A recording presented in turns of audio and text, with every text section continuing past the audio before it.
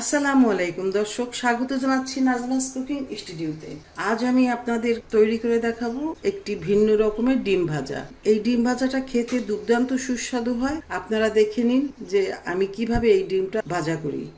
এই প্যানটাতে আমি একটু আগে একটা ডিম ভেজে নিয়েছি, যে জন্য আমি এই প্যানই ব্যবহার করছি। আমি তেল দিয়ে দিলাম পরিমাণ মতো।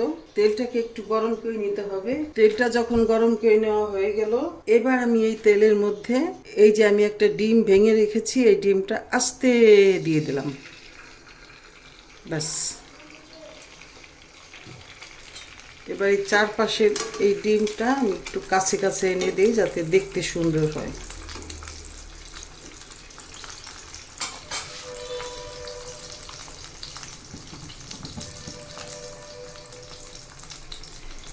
এবার দিয়ে দেব কিছু কুচি পেঁয়াজ।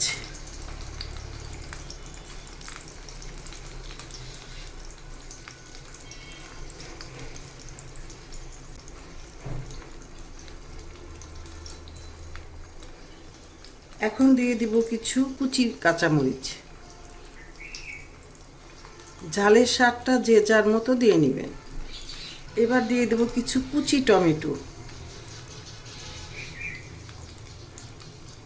টমেটোটা আপনারা স্কিপ করতে পারেন, যদি না খান তাহলে দিবেন না, কিন্তু দিলে খুব টেস্ট হয়।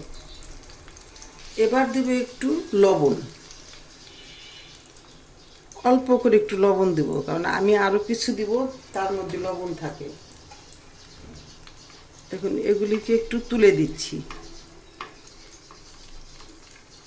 এবার দিচ্ছি একটু গোলমরিচের গুঁড়ি।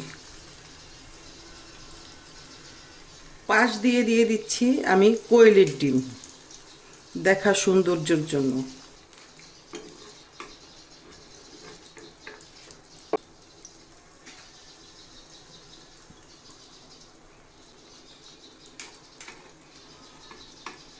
কোয়েল ডিমের উপরে একটু লবণ দিয়ে দিচ্ছি হালকা। 3টা ডিম আমি দিয়ে নিলাম। এবার আমি কিছু ম্যাগি মশলা দিয়ে দিব।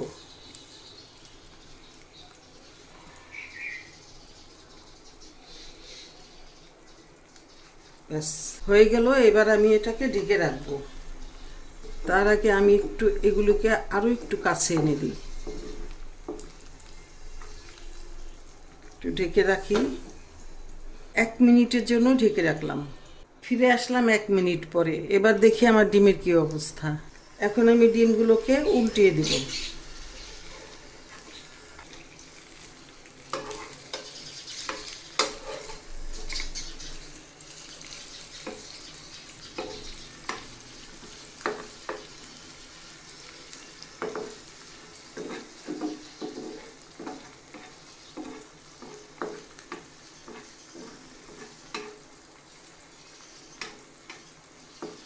আবার কিছু সময় ঢেকে দেব, যাতে করে পেঁয়াজ, মরিচ এবং টমেটোটা খুব ভালোভাবে সিদ্ধ হয়ে যায়।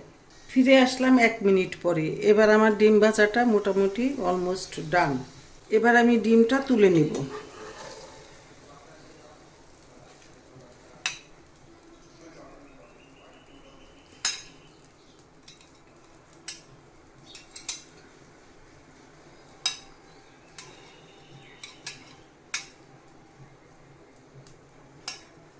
এই যে দেখুন দর্শক, আমার ডিম ভাজাটা হয়ে গেল।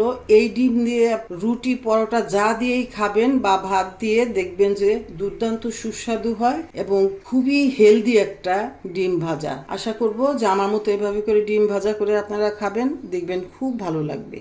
এই যে দেখুন, আমার ভিন্ন ধরনের ডিম ভাজাটা হয়ে গেল। এটা কিন্তু খেতে দুর্দান্ত সুস্বাদু হয়। আমি আশা করব আপনারাও আমার মতো এভাবে করে ডিম ভেজে খাবেন, দেখবেন এটা খেতে কতটা ইয়াম্মি হয়। তো দর্শক, তৈরি হয়ে গেল আমার ভিন্ন ধরনের ডিম ভাজা রেসিপি। আজকের আমার এই রেসিপিটি যদি আপনাদের ভালো লাগে, তাহলে ভিডিওতে একটি লাইক দিয়ে কমেন্ট সেকশনে কমেন্ট করার জন্য অনুরোধ রইল। আর ভিডিওটি শেয়ার করার জন্য অনুরোধ রইল আপনার ফ্রেন্ডস অ্যান্ড ফ্যামিলির মাঝে। এত সময় আমার পাশে থাকার জন্য আপনাদের অসংখ্য অসংখ্য ধন্যবাদ। আপনারা সবাই ভালো থাকুন। আল্লাহ হাফেজ।